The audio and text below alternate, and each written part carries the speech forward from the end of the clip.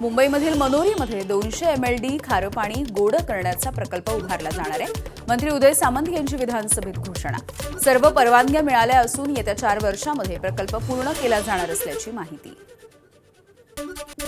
राज्यामध्ये 10 महिन्यात महिला आयोगाकडे तब्बल 16,608 तक्रारी. मंत्री अदिती तटकरे यांची विधानसभेत माहिती. 2,777 तक्रारींवरती अंतिम अहवाल न आल्यामुळे कार्यवाही प्रलंबित. तर लैंगिक छळाच्या 176 तक्रारींपैकी 128 तक्रारी निकाली. उद्धव ठाकरे यांच्या परभणीतल्या दौऱ्यानंतर आता एकनाथ शिंदे हे देखील परभणीचा दौरा करणार आहेत. शिवसेनेमध्ये नव्याने प्रवेश केलेले खासदार संजय जाधव यांनी शेतकरी संवाद मेळावा आयोजित केलाय. 7 जुलैच्या मेळाव्यामधून शिंदे नेमकं काय बोलणार याकडे लक्ष. उपमुख्यमंत्री सुनेत्रा पवार उद्या पंढरपूरच्या दौऱ्यावरती आहेत. उपमुख्यमंत्री पदाची जबाबदारी घेतल्याच्या नंतर विठ्ठलाच्या दर्शनासह आषाढीच्या नियोजनाचा देखील ते आढावा घेतील. आषाढी वारीच्या नियोजनासाठी महत्त्वपूर्ण दौरा आहे.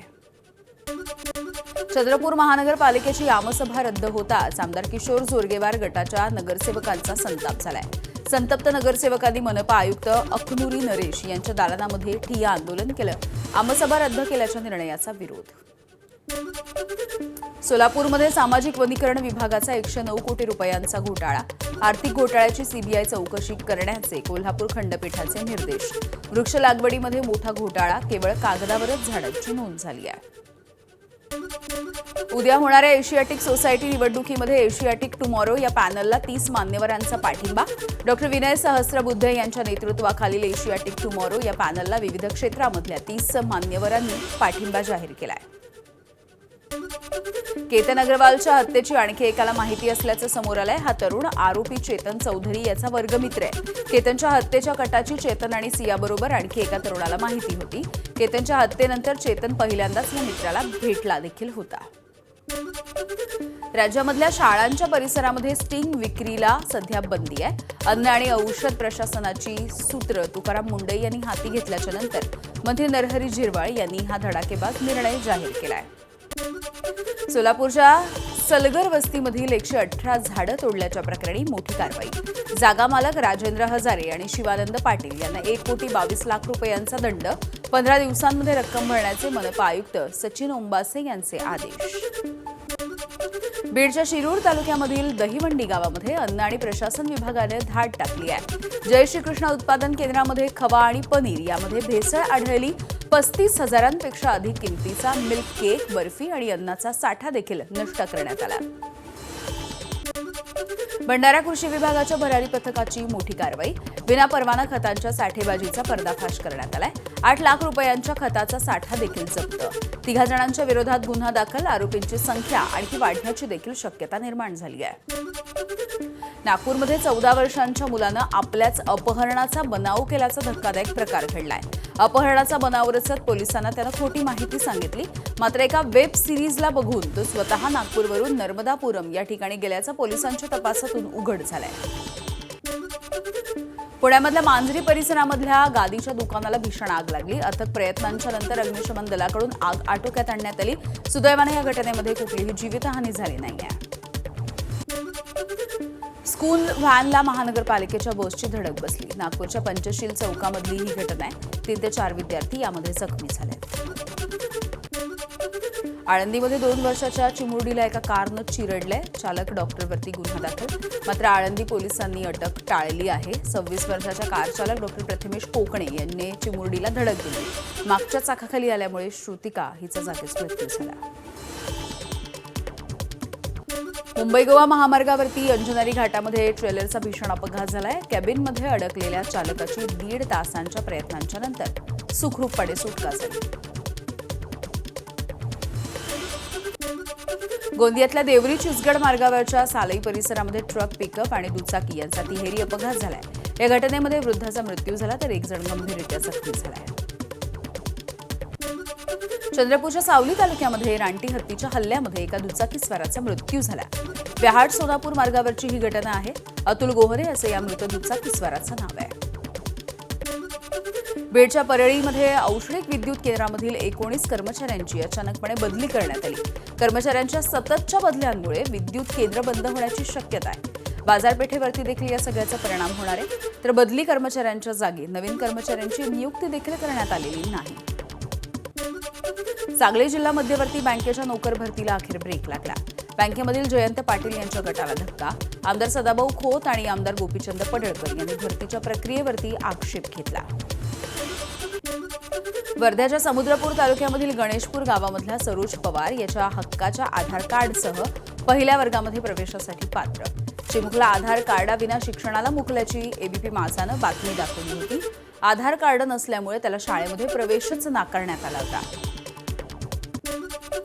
खड्डेमय रस्त्यामुळे अमरावती शहरामधल्या रहाटगाव परिसरामधील स्थानिक संतापलेत आणि रस्त्यांवरचे खड्डे आणि या सगळ्यामुळे चिखलामधून वाट काढावी लागते. 2 वर्षांपूर्वी भूमिपूजन झालं, मात्र कामाला अजूनही सुरुवात झाली नाहीये. महानगरपालिकेचं दुर्लक्ष होत आहे.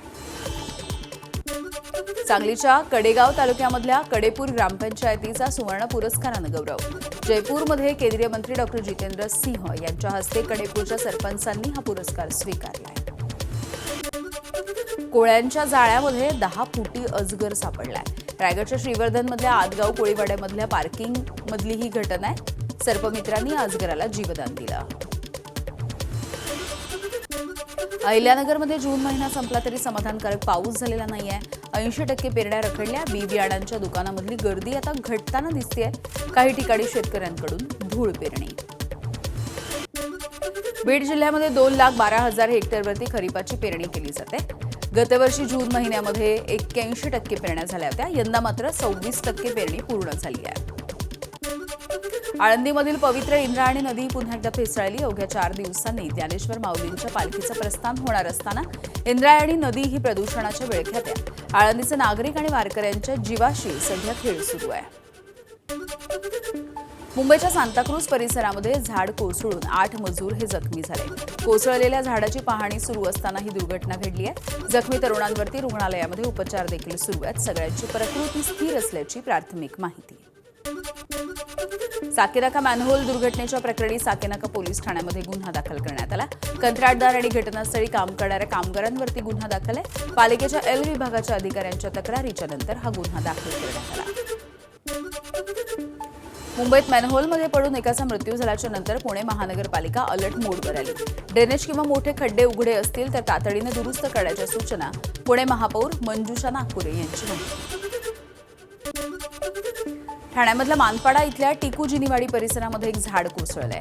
आदित्य इमारतीच्या बाहेर 2 चारचाकी वाहनांवरती हे झाड कोसळलं. सुदैवानं जीवितहानी झाली नाही. वसई विरारमध्ये पाणी पुरवठ्यावरती परिणाम होतोय. सूर्या धरणाच्या मुख्य जलवाहिनीला ट्रकनं धडक दिली आहे. मुंबई अहमदाबाद महामार्गालगत पेल्हार फाटा बावखळ या परिसरामधली ही दुर्घटना आहे.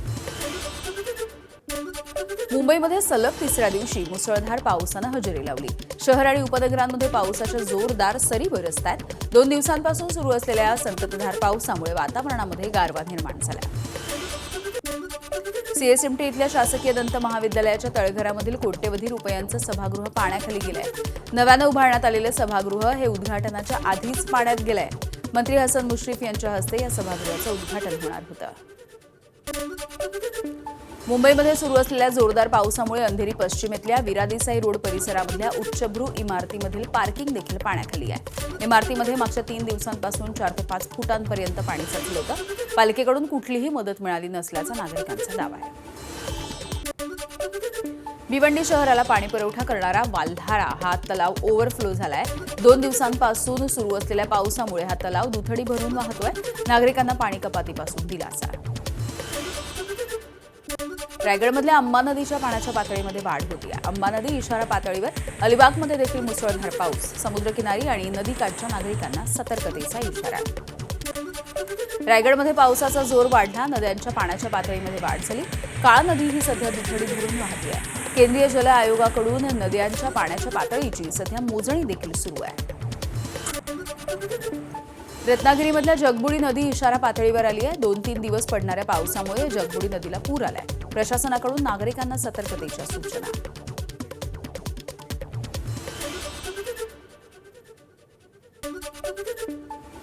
आणि आताची एक मोठी बातमी आपण जाणून घेऊयात। विरार ते अलिबाग या कॉरिडॉरचा मार्ग आता मोकळा झालाय। मुख्यमंत्री देवेंद्र फडणवीस यांनी सूचना दिल्या आणि त्यानंतर महसूल मंत्री चंद्रशेखर बावनकुळे यांनी हा निर्णय देखील जाहीर केला। डहाणूमधील 30 हेक्टर जमीन वन विभागाला आता दिली जाणार आहे। ₹1 प्रति चौरस मीटर या नाममात्र दरानं ही जमीन देण्याचा निर्णय आता झालेला आहे।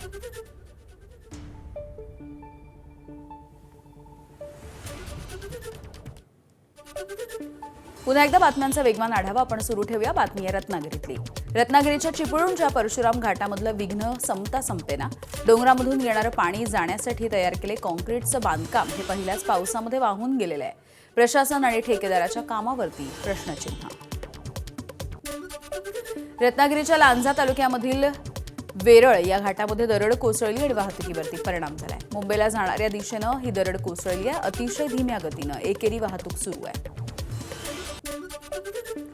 रायगडच्या महाडजवळ पुण्याला जोडणाऱ्या वरंदा घाटामध्ये देखील दरड कोसळली। मातीचा मोठा ढिगारा, दगड आणि झाडं झुडपांसह रस्त्यावरती आला। हा रस्ता बंद करण्यात आलाय। पर्यायी मार्गाने प्रवास करण्याचे प्रशासनाचं आवाहन। सिंधुदुर्ग जिल्ह्यामध्ये सध्या पावसाच्या हलक्या सरी बरसत आहेत। पुढील 4 दिवस अतिवृष्टीचा इशारा। एनडीआरएफचे विशेष पथक सिंधुदुर्गामध्ये पोहोचले। समुद्रावरती ताशी 30 ते 40 किलोमीटर वेगाने वारे वाहणार आहेत। 2 मीटरपर्यंत लाटा उसळणार असल्याची शक्यता। मुसळधार अशा पावसामुळे रायगड जिल्ह्यामधील मोठ्या आणि लघु अशा 28 धरणांमधलं पाणी पातळी वाढली आहे। धरणांमध्ये एकूण 41.54% पाणी साठा आहे। सुतारवाडी, पाभरे, संदेरी आणि खैरे धरण हे 100% भरलंय। रायगडवासियांची पाण्याची चिंता दूर झाली आहे। रायगडच्या कर्जतमधल्या उल्हास नदीवरती असलेल्या श्री विठ्ठलाच्या मूर्तीचं भर पावसामध्ये दिसणारं विहंगम दृश्य समोर आलंय। उल्हास नदीवरती विठ्ठलाची 50 फूट उंच अशी ही मूर्ती साकारण्यात आली।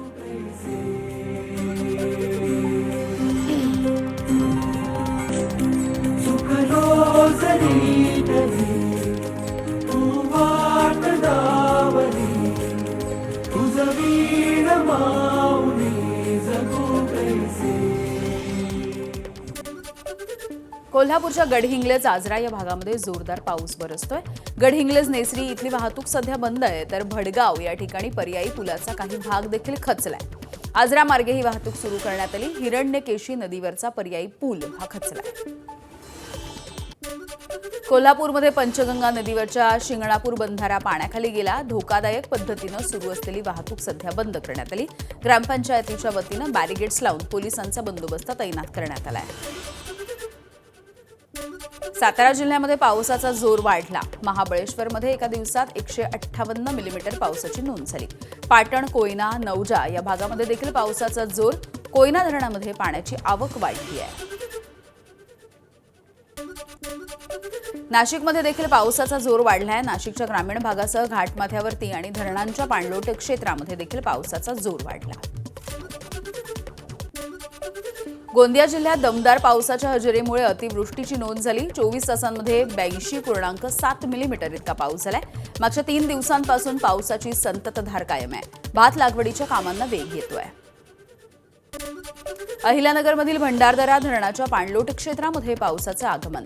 धरणामध्ये संथ गतीनं पाण्याची आवक सुरू। यंदा पाऊस उशिरा झालाय आणि पाणीसाठा अत्यल्प होता। पावसाचा जोर कायम राहिला तर हा पाणीसाठा 30% जाण्याची शक्यता आहे। अकोल्यातल्या अंदुरा हातरून या रस्त्यावरच्या पाणखास नाल्यावरचा छोटा पूल हा पहिल्याच पुरात वाहून गेलाय। शेतामध्ये जाण्यासाठी 12 किलोमीटरचा वळसा घालावा लागतोय। 6 महिन्यांपूर्वीच हा पूल बांधण्यात आला होता।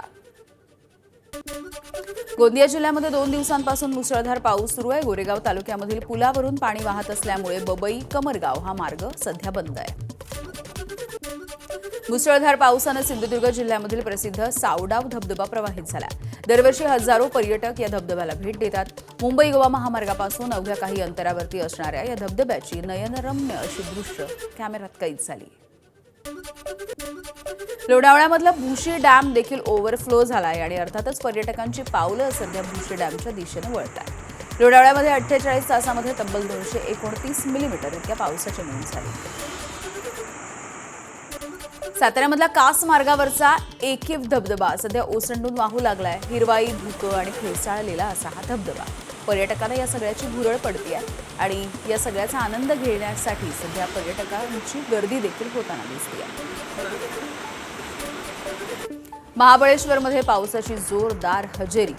वेण्णा लेक, वेगवेगळे पॉइंट्स आणि घाटाच्या परिसरामध्ये दाट धुक्याची चादर आहे. दृश्यमानता काहीशी कमी होते, त्यामुळे पर्यटकांनी वाहन चालवत असताना आणि निसर्गाचा आनंद घेत असताना सावधानता बाळगावी असं आवाहन केलं जातं. हिंगोली शहरामध्ये सकाळपासून पावसाला सुरुवात. रखडलेल्या पेरण्यांना वेग येणार आहे. जिल्हाभरामध्ये सगळीकडे ढगाळ असं काहीसं वातावरण आहे. पावसाचा जोर वाढलाय, त्यामुळे भात लावणीच्या कामाला देखील वेग आलाय. सिंधुदुर्गामध्ये 55 हेक्टर क्षेत्रावरती भाताची लागवड होतीये. जिल्हाधिकारी, जिल्हा परिषद पदाधिकारी आणि अधिकारी थेट शेतकऱ्यांच्या बांधावरती पोहोचले. जिल्हाधिकारी तृप्ती धोडमिसे यांनी देखील भात लावणीचा अनुभव घेतला. विरारच्या शिरगाव धरणामध्ये पोहण्यासाठी गेलेल्या 19 वर्षाच्या तरुणाचा बुडून मृत्यू झालाय. पाण्याच्या खोलीचा अंदाजच न आल्यामुळे ही दुर्घटना घडली. रेड अलर्ट होता तरी देखील हा तरुण या ठिकाणी गेला. त्यामुळे कामाशिवाय घराबाहेर पडू नका असं प्रशासनाकडून देखील आवाहन केलं जात आहे.